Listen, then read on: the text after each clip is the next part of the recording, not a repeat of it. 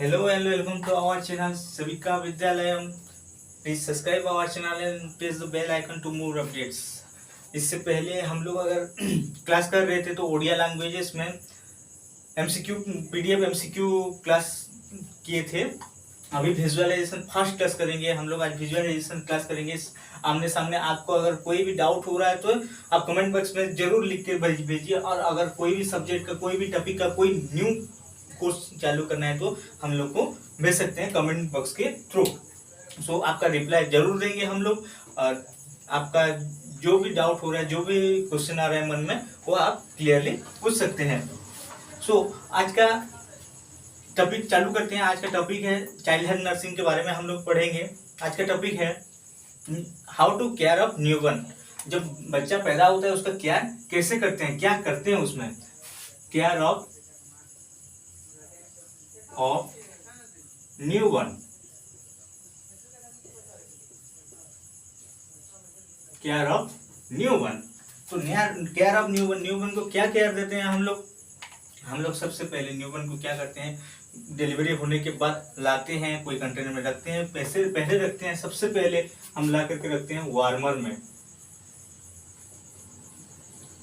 में रखते हैं। बच्चे को क्या करते हैं, वार्मर में रखते हैं गर्मी के लिए।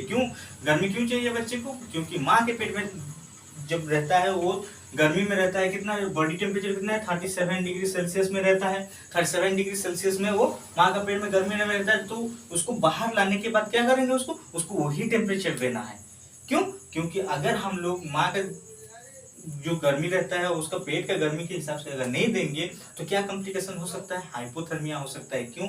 हम लोग अगर कोई भी गर्मी जगह में रहते हैं, सोच लीजिए आप कोई गर्मी जगह में रहते हैं, उसके बाद सडनली आपको एसी चल गया या फिर आपको एसी की जगह में ले लिया गया, तो क्या होता है, हमको वेपोराइजेशन हो जाता है, जिसके जल्दी हम लोग को ठंडा लगता है। हम लोग क्या करते हैं, हिल जाते हैं ठंडे में। तो उसके वजह से हम लोग क्या होता है, हम लोग का हाइपोथैलेमस जो है टेम्परेचर जो रेगुलेट करता है हाइपोथैलेमस, तो वो बच्चे लोग का वो हाइपोथैलेमस वॉकिंग स्टार्ट नहीं किया रहता है, तो उसको वॉकिंग करने में कुछ टाइम लगता है। उसके इससे जल्दी क्या करेंगे हम, बच्चे को हाइपोथर्मिया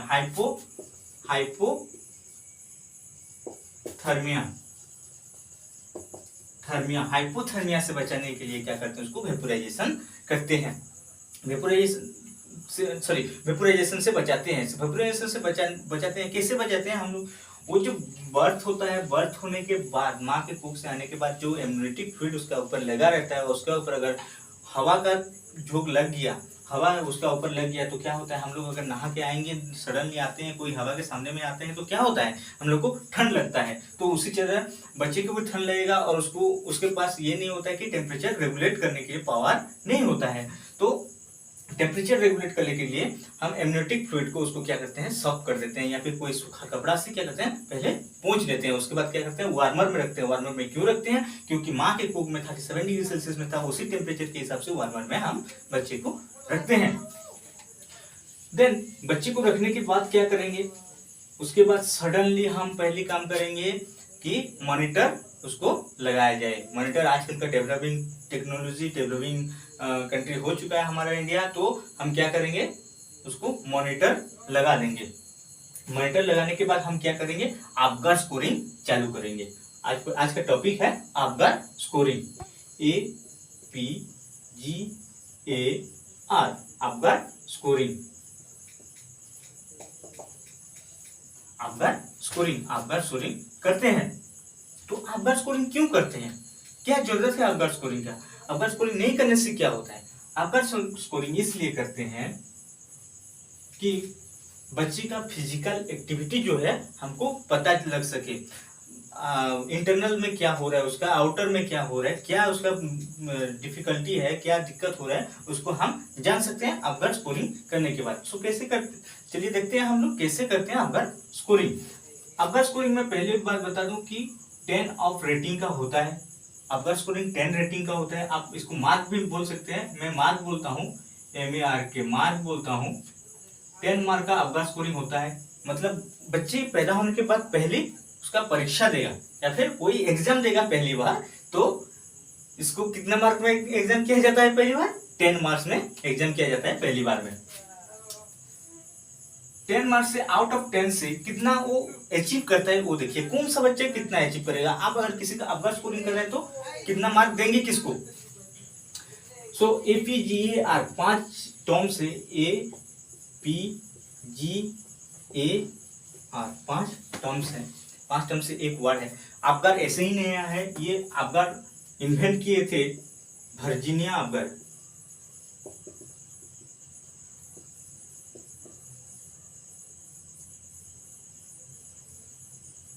वर्जीनिया अबगर ने इन्वेंट किए थे अबगर स्कोरिंग। डॉक्टर वर्जीनिया अबगर ने, उनका डेट ऑफ बर्थ था 1909 से 1974 6 जुलाई इनका था लाइफ टाइम 1909 से 1974 6 जुलाई तक। सो वर्जीनिया अबगर क्या थे, वो क्या थे पहले जान लेते हैं। वर्जीनिया अबगर जो फादर ऑफ अबगर स्कोरिंग है, अभी अबगर स्कोर बहुत ही एसेंशियल हो गया है, सब बच्चे के लिए जरूरत हो रहा है। तो वर्जीनिया अबगर थे एक MD, master of drug and anaesthetic, master of drug and anaesthetic. वो एक एनास्थेसिया डॉक्टर थे जो कि पेशेंट को एनास्थेसिया देते थे। वो इन्वेंट किए थे अबगर स्कोरिंग। अबगर स्कोरिंग उनको क्यों जरूरत हो गया, क्योंकि कोई भी बच्चा को अगर एसेंशियली हम फिजिकली जब बर्थ होता है उसके बाद उसको एग्जामिन करने के लिए ऐसे कुछ फार्मूला नहीं था, इसलिए वो पहली बार इन्वेंट किए थे अबगर स्कोरिंग को। अबगर स्कोरिंग वैसे ही नाम पहले से अबगर स्कोरिंग नहीं था।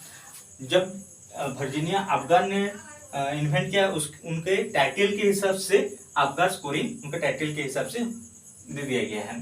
सो अबगर स्कोरिंग इसका एक टर्म्स है, एक फॉर्मूला फुल फॉर्म है। ए फॉर होता है अपीयरेंस,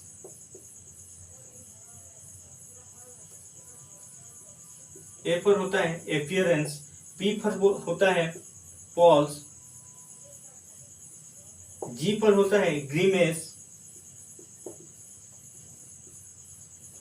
ए पर होता है। देन देखिए यहाँ पे ध्यान देना कि 2 बार ए का टर्म्स आ रहा है। A for appearance, A for next A आ रहा है, ए फॉर एक्टिविटी होता है, एक्टिविटी बॉडी का एक्टिविटी देखते हैं या फिर बेबी का एक्टिविटी देखता है। आर फॉर रेस्पिरेशन देखते हैं, रेस्पिरेशन देखते हैं। सो हम कब करेंगे अबगर स्कोरिंग, कब करते हैं, कब करेंगे हम पहली बार अबगर स्कोरिंग करेंगे एट बर्थ।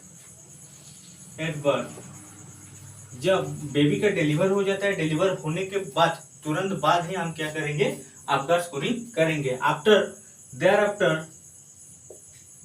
आफ्टर क्या करेंगे, आफ्टर 5 मिनट्स 2 बार अबगर स्कोरिंग करते हैं हम लोग करेंगे। कब, पहली बार एट बर्थ में, दूसरी बार देयर आफ्टर 5 मिनट्स। सो पहली बार जब करते हैं तो क्या करते हैं, क्या देखेंगे उसमें कि क्या करना है पहली बार अबगर स्कोरिंग में। तो पहले ये टर्म जो बोला है, A for appearance, B for pulse, G for grimace, A for activity, R for respiration, ये 5 टर्म जो है इसका मीनिंग जान लेते हैं हम लोग। इसका मीनिंग है ए फॉर अपीयरेंस, अपीयरेंस में क्या देखेंगे, बेबी का कलर, बॉडी कलर क्या है, बेबी का बॉडी कलर क्या है, बॉडी का कलर क्या है। पल्स रेट आप लोग जानते हैं कि पल्स रेट क्या होता है, पल्स रेट को इतना समझाने की जरूरत नहीं है। हार्ट रेट जो होता है पल्स रेट भी बेबी का वही आएगा, हार्ट रेट में से देखेंगे। देन देखेंगे ग्रीमेस, ग्रीमेस मतलब क्या होता है, ग्रीमेस मतलब स्टोन होता है, मसल स्टोन, बा अदरवाइज बोल सकते हैं उसको बॉडी टोन्स, बॉडी का टोन्स, मसल स्टोन्स या फिर बॉडी टोन्स, बॉडी टोन्स देखेंगे। उसके बाद एक्टिविटी, एक्टिविटी क्या हो रहा है, उसका रिफ्लेक्स कैसे दे रहा है,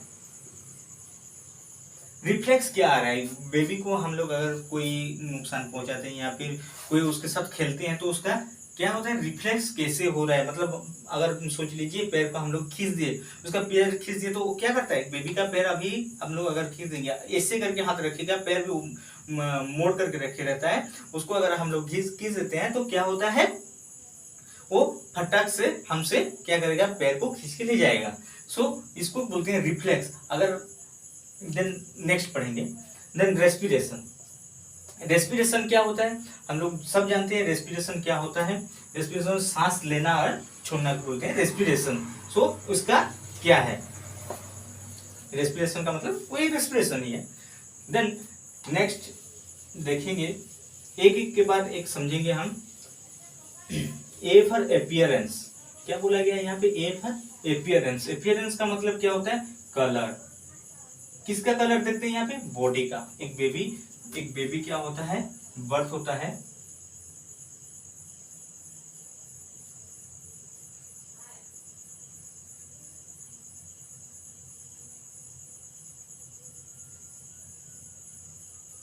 एक बेबी क्या होता है, बर्थ होता है, उसका कलर देखेंगे। कलर क्या, कलर में क्या देखेंगे, उससे पहले मैं बता दूं आपको कि जब हम लोग पहले पढ़े थे मार्क या फिर रेटिंग या फिर पॉइंट्स, उसके हिसाब से तो हम लोग अपीयरेंस एक होता है 0 पॉइंट्स, एक होता है 1 पॉइंट्स, एक होता है 2 पॉइंट्स। सो बेबी को कितना पॉइंट किस में मिलेगा, ए पर कितना मिलेगा, पॉज पर कितना मिलेगा, ग्रीमेज पर कितना मिलेगा, रेस्पिरेशन में कितना मिलेगा, एक्टिविटीज में कितना मिलेगा, वो देखेंगे। तो कलर में अपीयरेंस मार्क कैसे करेंगे हम लोग, अपीयरेंस में हम लोग देखेंगे बॉडी का कलर क्या होता है, बेबी का बॉडी कलर। अगर नॉर्मल बेबी एक बर्थ हुआ होगा तो उसका नॉर्मल कलर क्या रहता है, पिंक। होल बॉडी क्या रहता है, पिंक रहता है। होल बॉडी क्या रहता है, पिंक रहता है। Completely pink. अगर कंप्लीटली क्या होता है, पिंक होता है तो उसको क्या मार्क देंगे हम लोग, 2 मार्क्स। क्या मार्क देंगे, 2 मार्क्स। अगर बेबी का कलर जो पाम है, हाथ है, जो पाम है और फीट जो है, फीट का नीचे जो है वो क्या होता है, ब्लूइश हो जाता है, तो उसको क्या मार्क देंगे, पाम और फीट अगर ब्लूइश होता है, पाम एंड फीट ब्लूइश हो जाता है। ब्लूइश क्यों होता है बेबी का, अगर कोई डिफिकल्टी होगा, कोई डिस्फंक्शन होगा या फिर ऑक्सीजन अगर सही से पहुंच नहीं पाएगा कोई ऑर्गन को हम लोग का, तो क्या होता है उस जगह में ब्लूइश हो जाता है। तो यहाँ पे भी वही होता है, अगर बेबी का रेस्पिरेशन कुछ डिफिकल्टी होगा या फिर कोई भी प्रॉब्लम होगा तो क्या होगा, उसका पाम और लेग्स ब्लूइश हो जाता है। देन 0 मार्किंग किसको करेंगे, हम लोग कंप्लीटली ब्लूइश को कर दिए, सॉरी कंप्लीटली पिंक को कर दिए 2 मार्क्स। हम पाम और फीट को अगर ब्लूइश रहा और बॉडी पिंक है तो उसको क्या कर दिए, 1 मार्क्स। तो 0 मार्क किसको करेंगे, अगर baby full body is bluish, अगर full body is bluish then we give him तो 0 mark. Then palm and feet are the bluish, then we can give him to 1 marks. Then completely pink, then we can give him to 2 marks. So यह हो गया हम लोग का appearance या फिर body का कलर के हिसाब से हम उसको मार्किंग कर लिए। और ये जो 10 मार्क है, ये 10 मार्क APGAR 5 का मिला करके 2 मार्क्स हाईएस्ट। एक मतलब उसका जो एग्जाम दे रहा है बेबी जो एग्जाम दे रहा है या फिर जो परीक्षा दे रहा है उसका एक मार्क होता है 2 marks. A for 2 marks, P for 2 marks, G for 2 marks, A for 2 marks, R for 2 mark होता है। सो 10 आउट ऑफ 10 होता है। APGAR 5 टर्म्स का कितना मार्क होता है, 10 मार्क होता है। सो वो 10 मार्क्स से हम यहाँ पे क्या किए, A फॉर अपीयरेंस का देख लिए, अपीयरेंस में कितना बेबी का कितना मार्क आता है, 1 0। कोई बेबी अगर 0 लेता है तो 0 मार्क करेंगे, अगर पाम और फीट ब्लूइश होता है तो 1 मार्क करेंगे, अगर कंप्लीटली पिंक होता है तो उसको क्या करेंगे, 2 मार्क्स लेंगे। देन अपीयरेंस कंप्लीट होने के बाद क्या देखेंगे हम, कलर। हम लोग जब पैदा होता है उसके बाद क्या करते हैं, कलर देखते हैं। कलर देखने के बाद क्या करते हैं, उसका हार्ट रेट देखेंगे, या फिर pulse, PULS, pulse, P for pulse देखेंगे, या फिर हार्ट रेट बोल सकते हैं, हार्ट रेट बोल सकते हैं, हार्ट रेट उसका देखेंगे। सो हार्ट रेट में क्या होगा, हार्ट रेट क्या होता है, एक नॉर्मल बेबी का हार्ट रेट क्या होता है, जब फीटल में रहता है, जो फीटस रहता है, उसका फीटस नॉर्मल हार्ट रेट क्या होता है, फीटस का रहता है 120 से 160 breath per minute, breathe per minute होता है, 120 टू 160 ब्रीथ पर मिनट होता है फीटल हार्ट रेट, या फिर हम लोग फीटल हार्ट साउंड भी बोलते हैं, FHS और FHR। ये क्या रहता है, 120 to 160 breath per minute. So normal हो गया फिटस का 120 टू 160 ब्रीथ पर मिनट, लेकिन बेबी बर्थ होने के बाद उसका नॉर्मल रेट क्या हो जाता है, नॉर्मल रेट कितना होना चाहिए, 100 से ज्यादा होना चाहिए वो, क्योंकि माँ के अंदर क्या होता है 120 रहता है, तो 120, 140, 150 वही रहेगा एक न्यूबॉर्न बेबी का। सो अगर हम लोग एवरेजली नॉर्मली ले ले तो उसको क्या कितना हो सकता है, 100 होना चाहिए एक बेबी का, 100 से ऊपर होना चाहिए। सो पल्स रेट, अगर पल्स रेट या फिर heart rate 0 marking, 1 marking, 2 marking, इसका भी सेम मार्किंग करेंगे। अगर एब्सेंट होता है, अगर हार्ट रेट एब्सेंट होता है तो उसको क्या मार्क करेंगे, 0 मार्क। अगर कोई आपको हार्ट रेट नहीं मिल रहा है तो उसको क्या करेंगे, 0 मार्क करेंगे। अगर heart rate below 100 breath per minute, 100 breath per minute होता है तो इसको क्या करेंगे, हम 1 मार्क करेंगे। बिलो 1 पर, ये ध्यान देना, बिलो 100 ब्रीथ पर मिनट होता है। अगर बच्चे का heart rate below 100 breath per minute होता है तो उसको क्या मार्क करेंगे, 1 मार्क करेंगे। देन एबव, यहाँ पे बिलो हो गया, तो उसको 1 मार्क करते हैं, तो 2 मार्क कब करेंगे, अगर 100 से एबव होता है। नॉर्मल बात है ये, 100 से एबव होता है breath per minute, above breath 100 breath per minute होता है तो उसको क्या करेंगे, उसको 2 मार्क करेंगे। अगर एब्सेंट रहता है तो उसको क्या करेंगे, 0 मार्किंग करेंगे। ये हो गया आपका पल्स रेट।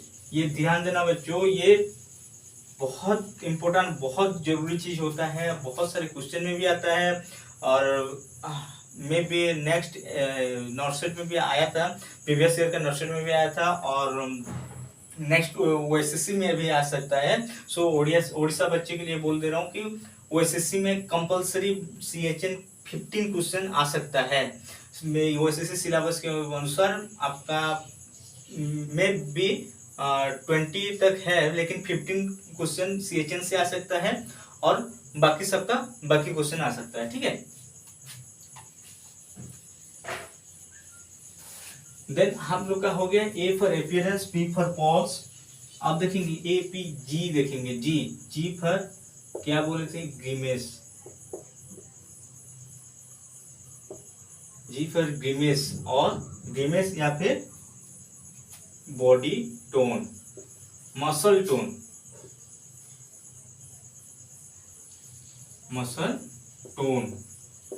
बॉडी टोन या फिर मसल्स टोन। इसका भी वही सेम रेटिंग होगा, 0 मार्क, 1 मार्क, 2 मार्क, क्या होगा 0, 1 और 2 मार्क होता है इसका।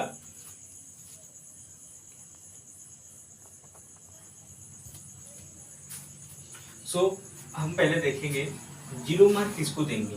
मीन्स मसल टोन कैसे दिखा जाता है, उसको अगर हम मारते हैं, उसको हम कुछ करते हैं तो सेंसेशन कैसे देता है, रो रहा है कि नहीं, उसका रिफ्लेक्स कैसे करता है, उसका मसल्स का रिफ्लेक्स कैसे करता है। अगर सोच लीजिए, तो इससे पहले भी बोला था मैंने, पैर को आप सीधा कर रहे हैं, उसका हाथ पैर कैसे होता है, ऐसे जोड़ के रखे रहता है, जोड़ के रखे, उसके बाद हम क्या करेंगे, उसको खींचेंगे। खींचने के बाद क्या होता है, अगर खींच दे रहा है तो उसका एक्टिविटी नॉर्मल नहीं है। अगर वो आप जो और खींचने के लिए कोशिश करेंगे तो भी वो आप खींच नहीं पाएंगे, इतना जोर से उनका इतना ताकत रहता है बच्चे लोग का कि हम लोग अगर उसका पैर को सीधा करना चाहे भी तो नहीं कर सकते हैं। सो अगर थोड़ा सा भी कर दिया तो वो क्या करेंगे, फटाक से रिफ्लेक्ट कर लेंगे और अपना पैर को क्या करेंगे, पीछे खींच लेंगे। तो ये होता है मसल स्टोन। तो मसल स्टोन में पहले क्या करेंगे हम लोग, क्या देखेंगे, जीरो मार्किंग से शुरू करते हैं। जीरो मार्किंग किसको करेंगे, अगर बॉडी में कोई रेस्पॉन्स नहीं दे रहा है, या फिर जिसको बोलते हैं फ्लासिड, फ्लासिड अगर कोई रेस्पॉन्स नहीं दे रहा है तो उसको क्या करेंगे, हम क्या बोलेंगे, फ्लासिड। उसको क्या मार देंगे, जीरो मार्क देंगे। अगर सम फ्लेक्शन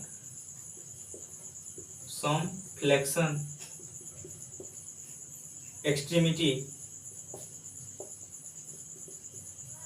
सम फ्लेक्शन एक्सट्रीमिटी, कोई मतलब बॉडी का कोई भी बॉडी कोई भी पार्ट क्या कर रहा है, थोड़ा थोड़ा फ्लेक्शन कर रहा है, थोड़ा थोड़ा हिला रहा है, थोड़ा थोड़ा इधर उधर कर रहा है, तो उसको क्या मार देंगे, 1 मार्क। अगर हम लोग उसको देख रहे हैं, थोड़ी देर देखेंगे तो उसके बाद आपको पता चलेगा कि हाथ हिला रहा है कि नहीं, पैर हिला रहा है कि, पैर को उठा देंगे, छोड़ देंगे, गिरा दिया।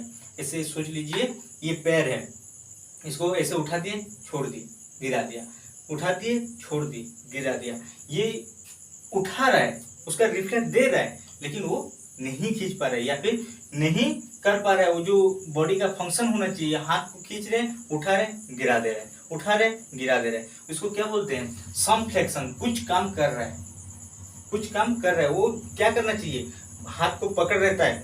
बच्चे का हाथ कैसे रहता है, ऐसे, मुट्ठी ऐसे बंद रहता है। अगर इसके अंदर अगर आप हाथ भी घुसाने चाहें तो नहीं घुसा सकते, क्यों, वो मुट्ठी खुलता ही नहीं है। तो अगर ये मुट्ठी भी आप खोल सकते हैं, ऐसे खोल रहे हैं फिर बंद कर रहे हैं, फिर खोल रहे हैं फिर बंद कर दे रहा है, तो इसको क्या बोलेंगे, सम एक्टिविटी इज वर्किंग। क्या कर रहा है, वो अपना काम कर रहा है लेकिन उतना जोर से नहीं कर पा रहा है। सो ये क्या है, सम फ्लेक्शन एक्सट्रीमिटी। कोई एक्सट्रीमिटी का मतलब बॉडी का कोई पार्ट्स क्या कर रहा है, फ्लेक्शन कर रहा है। एंड देन देखेंगे हम लोग मार्किंग 2। मार्किंग 2 किसको देंगे, मार्किंग 2 करेंगे हम एक्टिव मोशन को। एक्टिव मोशन, एक्टिव मोशन को, एक्टिव मोशन में क्या करेंगे, बच्चा सब कुछ कर रहा है, आप अगर खींचने की ट्राई करते हैं तो वो क्या बोलता है, हाथ को रिटर्न ले जा रहा है। पैर अगर खींचने नहीं दे रहा है, देन हम लोग उससे पहले क्या किए थे, वहां पे नजर कर लेंगे। हम लोग जब सक्शन किए थे, बेबी को लाने के बाद हम क्या करते हैं, उसको सक्शन किए थे, एम और एन के फॉर्मूला हिसाब से बोला। माउथ और नोज को जब सक्शन करते हैं, वो वहां पे क्या करेगा, कॉफिंग करेगा, बच्चा खांसेगा।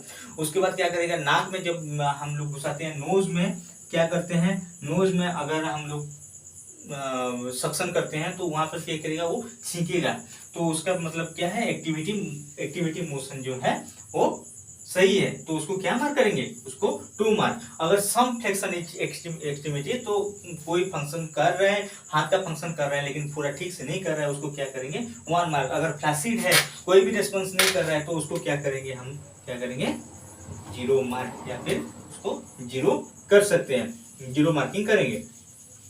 देन हम पढ़ रहे नेक्स्ट, अभी पढ़ रहे थे हम लोग ग्रीमिस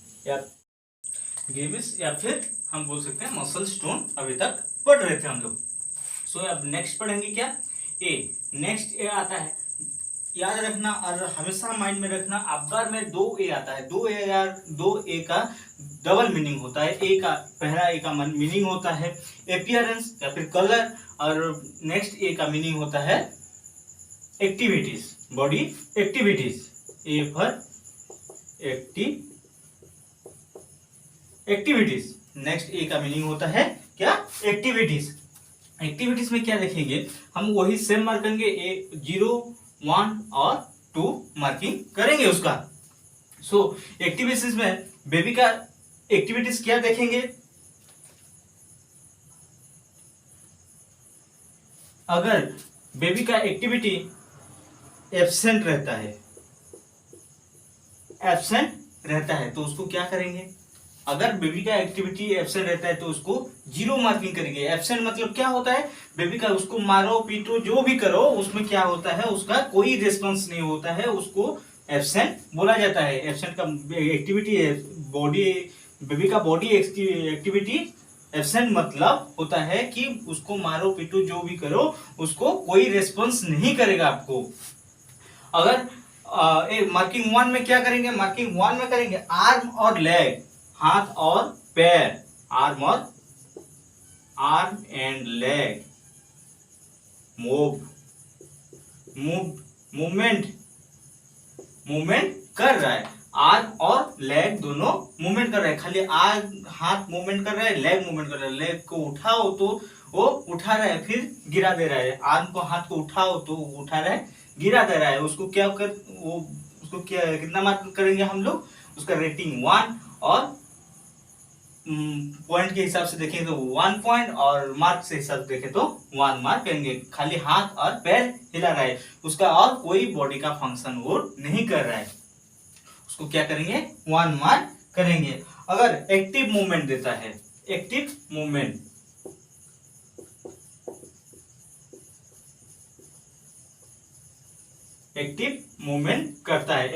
करता है तो क्या एक्टिव मूवमेंट कैसे करेगा एक बेबी, और उसको अगर हम लोग हाथ को खींचे, उससे पहले भी मैं बोल चुका था, मसल स्टोन में जैसे देता है, हाथ को अगर खींचे तो वो खींच देगा, और उसको हाथ अगर पकड़ेगा तो पकड़ के रखेगा। तो अगर उसको अगर कोई दर्द होता है, कोई सेंस होता है, तो उसको क्या करेगा, वो क्राई करेगा। उसको क्या बोलते हैं, एक्टिव मूवमेंट। उसको क्या स्कोरिंग करेगा, अगर सब नॉर्मल स्कोरिंग कर रहा है, नॉर्मल मूवमेंट कर रहा है, तो उसको करेंगे 2 मार्क्स। इसमें हो गया एक्टिविटीज। देन जाएंगे हम लोग आर फॉर रेस्पिरेशन।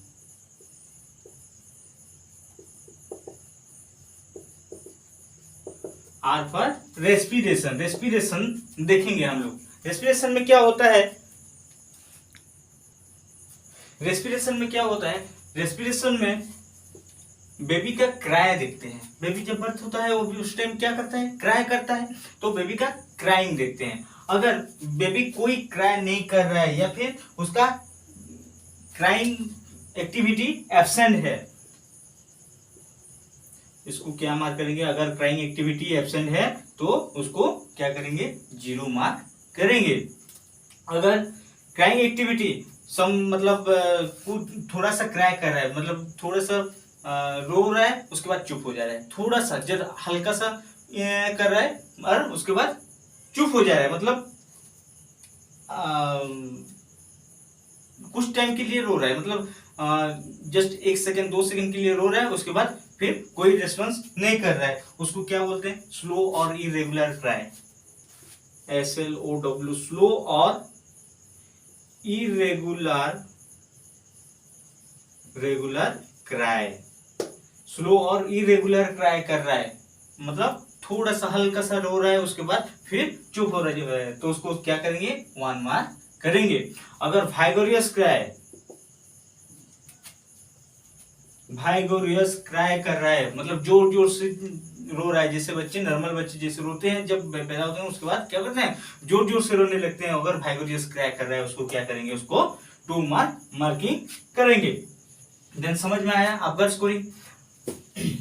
आपका स्कोरिंग होने के बाद क्या करेंगे, एक न्यूबॉर्न बेबी का अगर आपका स्कोरिंग कंप्लीट होता है, APGR, A for appearance, B for pause, D for grimace, A for activities, R for respiration, हम लोग अगर कंप्लीट कर लेते हैं, उसके बाद क्या करेंगे, उसके बाद हम क्या करेंगे, उसको मार्किंग करेंगे 10। हम लोग का टोटल मार्क कितना है, 10 मार्क आउट ऑफ कितना मार्क लाता है, 1 से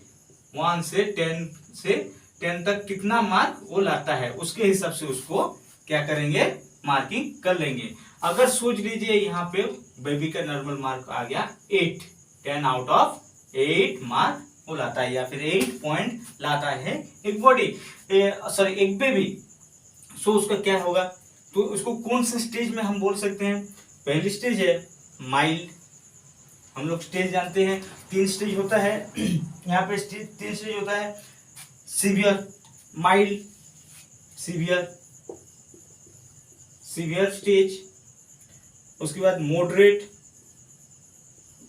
मॉडरेट स्टेज, उसके बाद सीवियर हो गया, मॉडरेट हो गया, उसके बाद होगा एक्सलेंट, एक्सलेंट स्टेज, 3 स्टेज होता है। तो सीवियर स्टेज किसको बोलेंगे? कितना स्कोर आने पर हम सीवियर स्टेज में या फिर सीवियर डिस्ट्रेस स्ट्रेस में है बोल के हम बोलेंगे सीवियर डिस्ट्रेस। यहाँ पे क्या बोला? सीवियर डिस्ट्रेस किसको बोलेंगे?